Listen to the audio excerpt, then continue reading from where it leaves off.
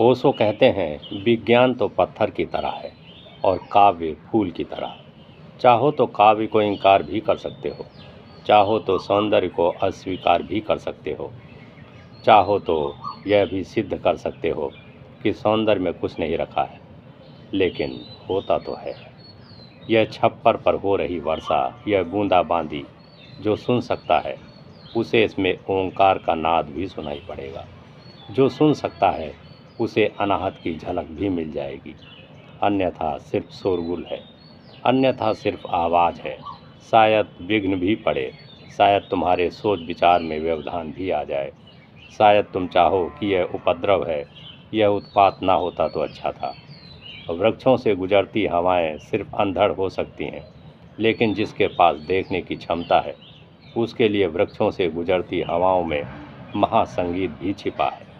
जिसके पास भाव की आँख है, उसके लिए फूल सिर्फ फूल नहीं है, फूल पर कुछ उतरा है, पार से, दूर आकाश से।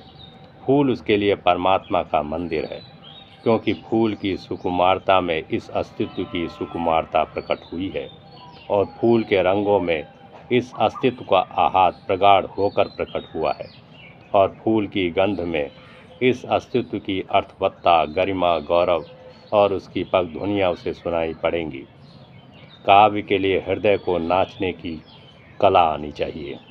काव्य के लिए मस्तिष्क को कभी कभी दूर हटाकर रख देने की क्षमता आनी चाहिए।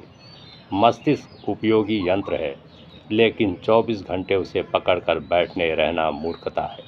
तुम मस्तिष्क के मालिक हो, तुम्हें मस्तिष्क को कारागार बनाने की आवश्यकता नहीं है। तुम मस्तिष्क से अपने को कभी कभी मुक्त भी कर लो। कभी जब आकाश में बादल घिर जाएं और मोर नाचने लगे, तो तुम भी उस नृत्य में सम्मिलित हो जाओ।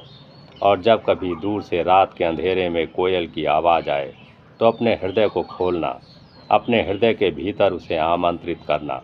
और जब पपीहा पुकारे, तो तुम्हारे भीतर भी उसकी पुकार गूंजे, तुम्हारे रोए रोए को भी पुलकित करे।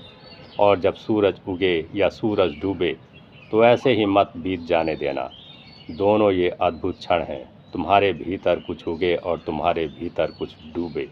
और जब आकाश तारों से भर जाए, तो तुम खाली मत बैठे रहना, भीतर के आकाश में भी तारों को प्रतिबिंबित होने देना।